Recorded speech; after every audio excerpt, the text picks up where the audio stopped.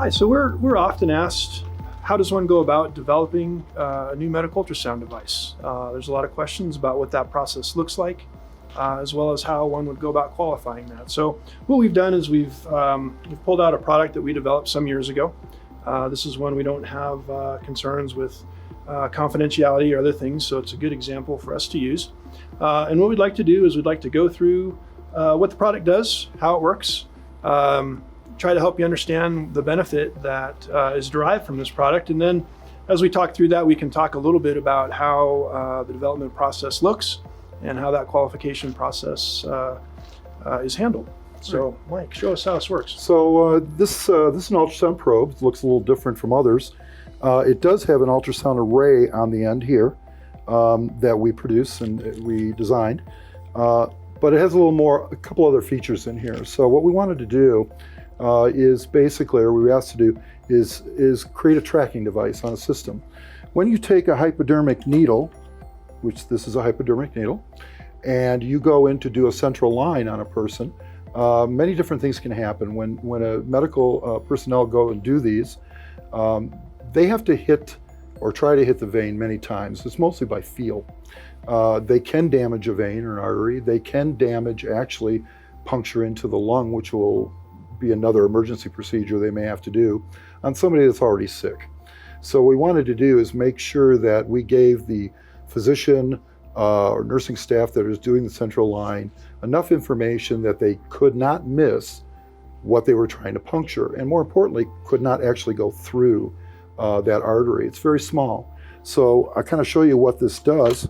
I have an ultrasound machine right here. It's a small one. It's usually used for emergency room imaging. And I'll go ahead and image my carotid artery. And if you take a look, let's get her out of, thank you. Mm-hmm. My carotid artery is actually that hole right there. Now, one of the problems with ultrasound, they have ultrasound guidance for doing needle sticks, but the problem is you're dealing with a needle that's extremely small, and that needle tip is so small that ultrasound cannot pick it up real well. You can see the needle, but you cannot see the tip. And what we wanted to do is emphasize the tip of the needle. Sounds easy, it's not. So what we did is we created electronics inside of this bar right here, which makes this look a little bit unusual. And we made it so that we could actually watch the needle tip. So I'm going to go ahead and put this thing together. The other thing we needed to do, this is usually done in a sterile field, so we had to create actually a cover for this ultrasound probe that would be sterilized. So it's a one-time use type. So I go ahead and I attach it.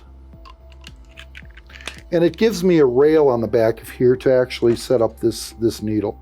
And the needle has, which is kind of unusual, has a magnet sitting on it.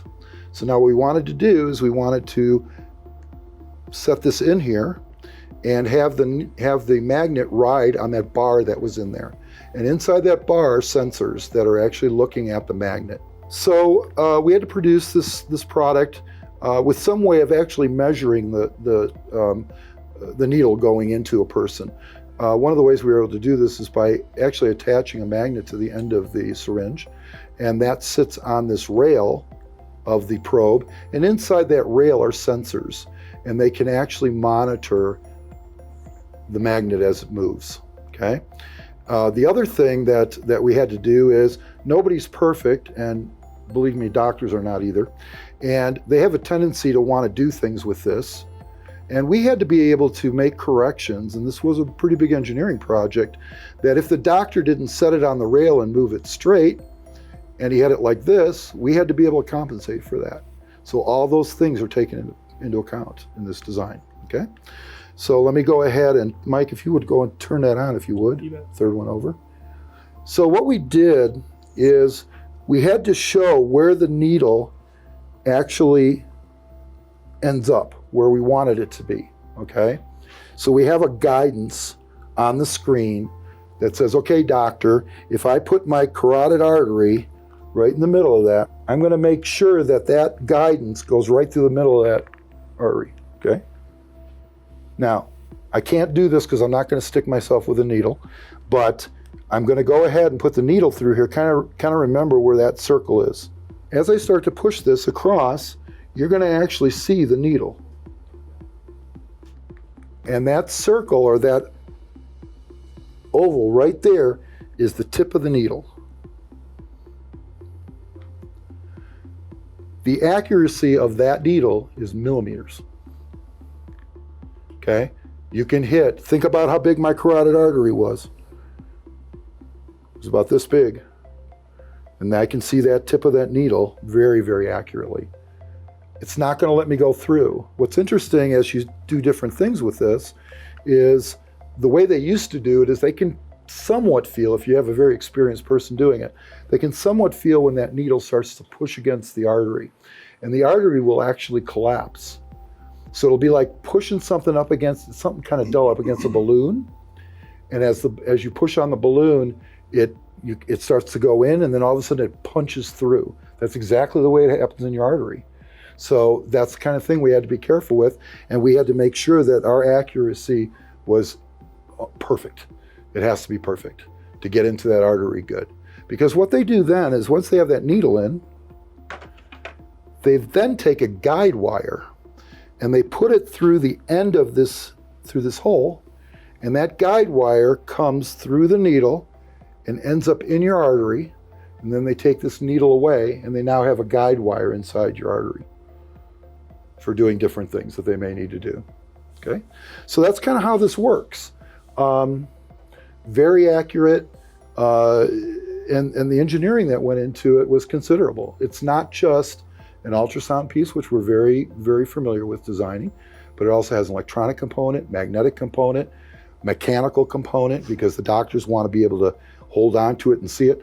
The other kicker was most of the time that this procedure is done in the normal world, it takes two people to do it. You have somebody doing an ultrasound, you have somebody trying to do a needle.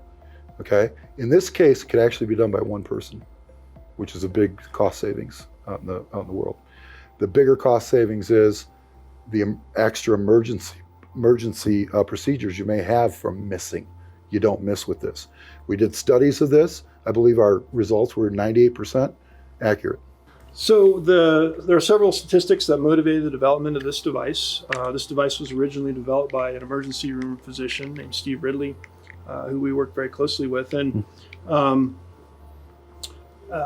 as Mike said, there's several complications that arise from the use of traditional methods for accessing central lines. You have, as Mike mentioned, pneumothorax, you hit the lung, you have blood infections. All of these are terrible things in a sick patient population. So Dr. Ridley had this idea. He and some other family members had spent quite a bit of time looking, developing prototypes and working on bringing the device to fruition. And ultimately we became engaged with them to complete the design for them and get the device into market and go through all the qualification and other activities that are necessary for this kind of technology. A little bit about how that works. So the very first thing we did was we sat down with Dr. Ridley and we went through and really understood all of the clinical requirements. This is the core of any kind of product development activity. What does the device need to do from the clinician's perspective? Those were all then reduced into user requirements, which then get reduced into technical requirements. That's supplemented by a tremendous knowledge around all of the regulations and requirements that are associated with, in this case, ultrasound devices, needle access devices, disposable devices, sterile devices. There's a whole realm of regulations that govern the design and development of those types of products. So all of those things get then reduced into a set of requirements that the device is compared against and developed against. And that's essentially what one of our jobs here is, defining those product requirements and then testing against them. So things that may seem, we all just sort of take for granted. This is a plastic probe handle.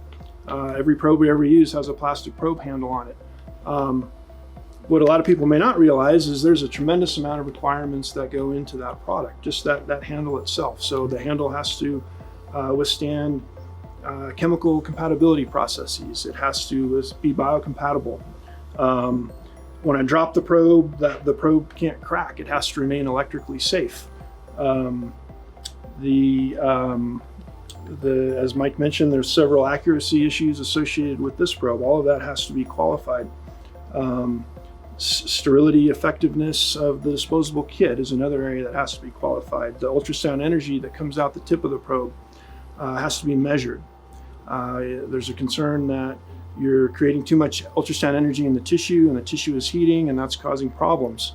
You can also have too much energy in the tissue, creating mechanical disruption in the tissue. So these are all standards and other things that we're able to test through here in order to get a device like this onto the market. Now, the beauty of this is when they got done, when we put it all together, they did the first in vitro study, 168 trials, and using the traditional method without ultrasound, 37% of the time the physician gets the needle in. That means 63% of the time someone's getting stuck at least twice, right? Maybe 3 times, maybe 4 or 5 or 6 or 7 times. With this device, as Mike mentioned, 98% first pass success rate. So a tremendous contribution, I think. One of the other things that I kind of look at, and Mike mentioned, part of the engineering too, we can design our probe all we want, but it has to be interfaced with this system. Ultrasound probes are made for specific manufacturer's product. So we're doing a lot of work in the engineering phase, working with this manufacturer, OEM manufacturer, to get this interfaced properly and the software working properly. So we do a lot of that too in the engineering phase. We kind of go from an engineering phase of making sure it all works. In the middle of that, we then have to figure out how we're going to manufacture it. That's different. Engineering it is one thing, manufacturing is something different. So we have to come up with test fixtures. We have to figure out how we're going to assemble this, what it's going to take. And unfortunately, if the world were really great, we could build one of these and sell it, no big deal. But somebody always comes along in our world and says, it can't cost more than that. So now you got price reduction scenarios you got to go through, and that may be an engineering feat also, or it may just be a manufacturing feat. So we go through that. How do you service it? When it gets in the field, if something's wrong with it, how do you actually fix it? Sometimes you throw it away and you get another one. But once again, the cost plays into all of that. So there's a lot of things from the beginning to the end that really kind of push against what does your design really look like and how do you build it. So we go through all those type of things too. So every product's like that. Good. So we hope that gives you a little bit of insight into how the product development process works, how product qualification works, and the kind of deep knowledge that we have here in Denver for product development and design.